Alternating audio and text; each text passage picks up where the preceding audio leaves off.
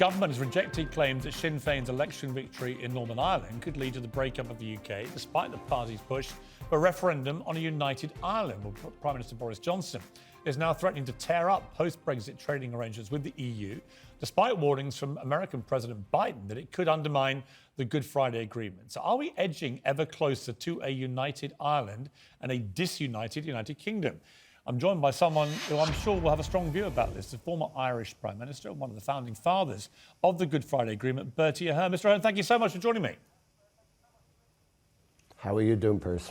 Very well. I've got to say, I'm sort of twitchy about what is going on politically with the United Kingdom, with Ireland, with all of it, actually. And I've been like this since Brexit and we severed our way from the European Union. It feels like a lot of things are being splintered. Do you think we're going to see a united Ireland looming, or certainly a referendum on it, in the next few years? And if we do, could this signal the beginning of the end of the UK? Well, I think there are a number of problems at the moment. Piers said the elections last week were fairly good. I mean, there were peaceful elections. Most of the political debate was on bread and butter economic issues, except maybe for one party. The protocol was pushed a fair lot, but there wasn't much about the border poll or United Ireland, a New Ireland, Shared Ireland, what the different names people put on it. So it wasn't a big issue in the election. I suppose it is in the Good Friday Agreement that from time to time there can be a referendum.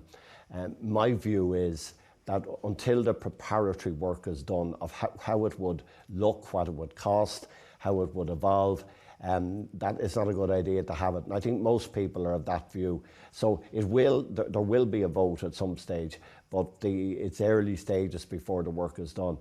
But unfortunately, that has moved away from the issue a little bit. What happens now is that Brexit is back into the game again. And the Northern Ireland Protocol, which was part of the withdrawal agreement that Prime Minister Boris used to say Brexit was done, that now the British government, through the Attorney General, through various ministers, are saying that they might unilaterally bring in legislation to amend that. That has created, I think, great friction on the whole island of Ireland. The government here are really upset about it. I think our American colleagues are very upset about it. President Biden is, but well, it's a betrayal. For whatever reason, it's a betrayal of the agreement. And the bottom line with all this is that when Brexit was getting done, as Boris Johnson kept telling us, nobody had worked out what to do about the border situation. And that has never been properly resolved. And that's why he's trying to reopen it now, because he knows he didn't have a plan for it and it's not worked in any way that suits anybody. And that seems to me the fundamental problem right from the start. They never sorted this before, during or after Brexit. Well, we're still, I think, Piers, that even after Brexit, when the debate took place on the withdrawal agreement and not to make sure we'd no land border on the island of Ireland, Boris Johnson negotiated with the Irish government and with the European Union that protocol. And within a few months of him negotiating it, he said that he didn't like it and it was a bad idea. But he was the one who negotiated it. But right. I think what I'd like to say, Piers, is that this thing is negotiated and sorted out in an amicable way. If the British government go down the road of arbitrarily breaking with the protocol, there will be a response from Europe. They will probably start looking at sections of the trade deal, and it'll just make a total mess of everything, rather than have a negotiated settlement.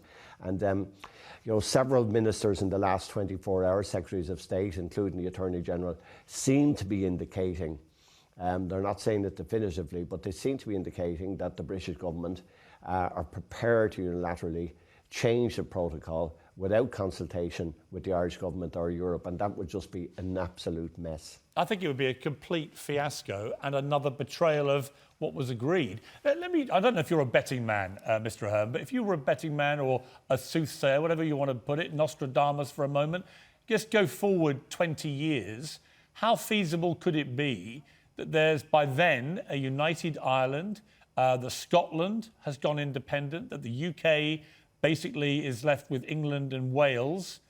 I mean, is that something which actually right now could be a realistic situation in 20 years' time? In 20 years' time, I think it could be. I think Scotland will come up first again, particularly if Scottish Nationalist Party go in with Labour after the next election, if they were to have enough of seats to form a government. That's a big if, but it is a possibility.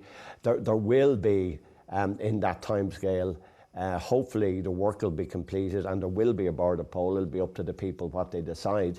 I think, from my point of view, it should be on the basis of consent and agreement. The one thing we don't need on the island of Ireland is to go back into the troubled days. So it'll be the ability of the politicians over the next 20 years to see if they can both do the preparatory work and be able to negotiate and be able to satisfy most of the unionists.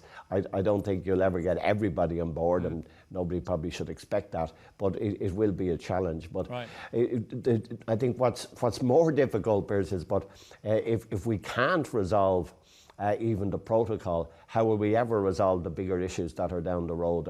And this is really, and the protocol, by the way, I should say for your viewers, is really what was brought in, negotiated between Europe and Boris Johnson to avoid a land border in Ireland, so that we could, Northern Ireland would stay in the single market, and be able to get investment, be able to get jobs. And if he now rips it up, frankly, it's another breach of trust, and that's the problem. And I think that in its way, I think the way Boris Johnson is going about this is going to break trust so badly. I think it makes it more, not less likely, that the UK ultimately fractures, because why would anyone trust him?